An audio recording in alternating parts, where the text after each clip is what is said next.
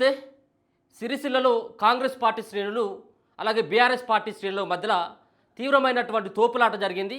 ఈ తోపులాటలో రెండు పార్టీలకు సంబంధించినటువంటి కార్యకర్తలంతా కూడా గాయపడ్డారు. మరో పక్కన పోలీసులు లాఠీ చార్జీ చేయాల్సినటువంటి పరిస్థితి ఏర్పడింది. ముఖ్యంగా సిరిసిల్ల జిల్లాలో ఉన్నటువంటి ఎమ్మెల్యే క్యాంప్ క్వార్టర్స్ ఏవైతే ఉన్నాయో, ఎమ్మెల్యే క్యాంప్ ఆఫీస్ ఏదైతే ఉందో, ఈ క్యాంప్ ఆఫీసులో ముఖ్యమంత్రి రేవంత్ రెడ్డి ఫోటో ఎందుకు పెట్టలేదు, అలాగే తెలంగాణ తల్లికి సంబంధించినటువంటి ఫోటో ఎందుకు లేదు అంటూ కాంగ్రెస్ పార్టీకి సంబంధించినటువంటి శ్రేణులంతా ఎమ్మెల్యే క్యాంప్ ఆఫీస్, అది MLA camp office Sircilla MLA ఎవరున్నారు ఇప్పుడు, కల్వకుంట్ల తారక రామారావు.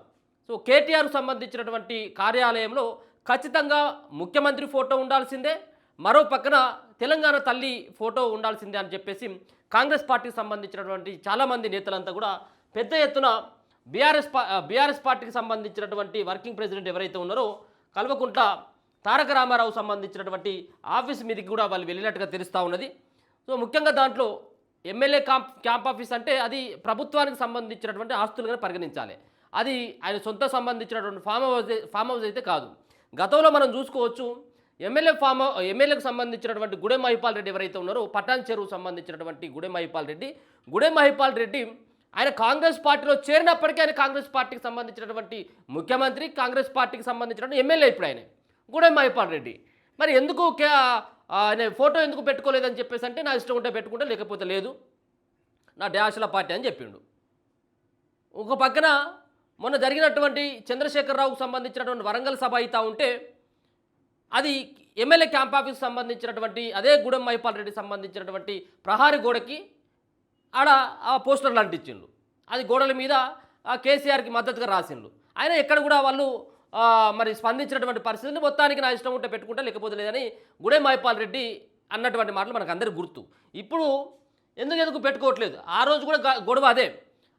ఆ సంబంధించినటువంటి క్యాంప్ ఆఫీసులో చిట్ట చివరికి మొత్తం అద్దాలన్నీ ధ్వంసం చేసిండ్రు, కుర్చీలన్నీ ఇరగొట్టిండ్రు, బల్లాలన్నీ కూడా పగిలిపోయినాయి.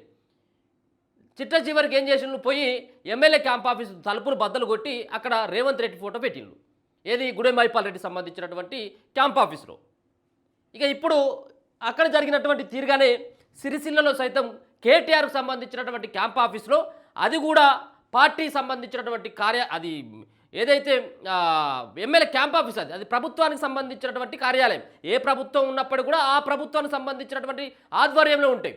ఇలా కాంగ్రెస్ పార్టీలో గెలిస్తే కాంగ్రెస్ పార్టీ సంబంధించినటువంటి వాళ్ళు సంబంధించినటువంటి ఉండొచ్చు, లేకపోతే బీఆర్ఎస్ పార్టీ అంటే అది పార్టీలకు అట్లాంటిది ఏమి ఉండదు, అది ప్రభుత్వానికి సంబంధించినటువంటి ఆస్తిగానే పరిగణించాలి.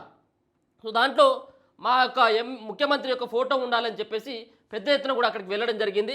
ఆడున్నటువంటి క్యాంప్ ఆఫీస్ ఏదైతే ఉందో ఆ క్యాంప్ ఆఫీస్ సంబంధించినటువంటి అద్దాలు కూడా ధ్వంసమైపోయినటువంటి పరిస్థితి కనబడతా ఉంది. కొంతమందిని మరి గాయాలైనట్టుగా తెలుస్తూ ఉన్నది. మరి క్యాంపు కార్యాలయం వద్ద ఒక తీవ్రమైనటువంటి ఉద్రిక్తత పరిస్థితి నెలకొన్నది. బీఆర్ఎస్ పార్టీ శ్రేణులు వచ్చిండ్రు, అలాగే కాంగ్రెస్ పార్టీ శ్రేణులు చేతిలో ముఖ్యమంత్రి రేవంత్ రెడ్డికి సంబంధించినటువంటి ఆ ఫోటోలు కనబడతా ఉన్నాయి.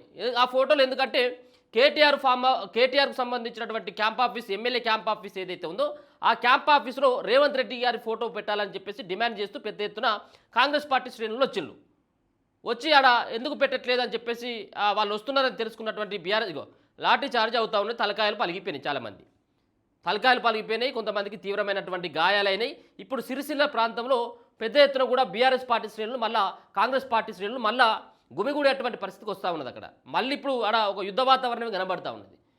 అంటే కాంగ్రెస్ పార్టీకి మద్దతుగా రేవంత్ రెడ్డి మద్దతుగా కాంగ్రెస్ పార్టీ శ్రేణులు తరలి వస్తే, కేటీఆర్కు మద్దతుగా కేటీఆర్ అభిమానులతో పాటు బీఆర్ఎస్ పార్టీ శ్రేణులంతా కూడా తరలి వచ్చి అక్కడ ఒక ఉద్రిక్తమైనటువంటి పరిస్థితులకైతే దారి తీస్తూ ఉన్నది.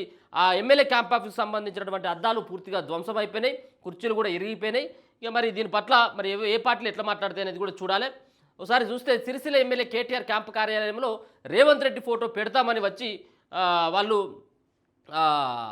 దాడికి యత్నించాలనేది ఒక పక్కన వాదన. లేదు అక్కడ వాళ్ళు కావాలని చెప్పేసి మేము ఆడ ఫోటో పెట్టడానికి పోతే బీఆర్ఎస్ పార్టీ వాళ్ళు మా మీద దాడి చేసేటువంటి ప్రయత్నం చేస్తున్నది కాంగ్రెస్ పార్టీకి సంబంధించిన వర్గాల యొక్క వాదన. ఏదేమైనప్పుడు కూడా ఈ రెండు వర్గాలకు సంబంధించిన వాళ్ళని పోలీసులు అయితే ఎక్కడికక్కడ చెదరగొట్టడం జరిగింది. లాఠీ చార్జ్ చేసి వాళ్ళని అక్కడి నుంచి తరలించేటువంటి ప్రయత్నం చేస్తే లాఠీ చార్జ్లో చాలామంది గాయపడ్డట్టుగా తెలుస్తూ ఉంది, కొంతమంది హాస్పిటల్ కూడా వెళ్ళినట్టుగా తెలుస్తూ ఉన్నది.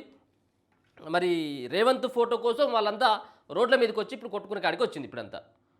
మరి సొంత పార్టీలో ఉన్నటువంటి నేతనే నేను పెట్టుకుంటే లేకపోతే లేదని చెప్పేసి కూకున్నాడు. మరి ఇప్పుడు ఈయనే మరి కేటీఆర్ ఏ విధంగా పెట్టుకుంటాడు అనేది చూడాలి. ఎందుకంటే వాళ్ళ నాయన ముఖ్యమంత్రిగా పనిచేసిండు గతంలో, ఆ ముఖ్యమంత్రి కొడుకు ఈయన మంత్రిగా పనిచేస్తాడు, పార్టీ వర్కింగ్ ప్రెసిడెంట్ కాబట్టి మరి ఈయనే దీని పట్ల ఏ విధంగా స్పందిస్తాడు ఏందనేది అయితే చూడాలి. సిరిసిల్ల ప్రాంతంలో, సిరిసిల్ల పట్టణ కేంద్రంలో ఇప్పటికి సైతం కూడా ఇంకా ఉద్రిక్తత పరిస్థితులు అయితే అక్కడ కొనసాగుతున్నట్టుగా తెలుస్తూ ఉన్నది. చూస్తూనే ఉండండి మనతో.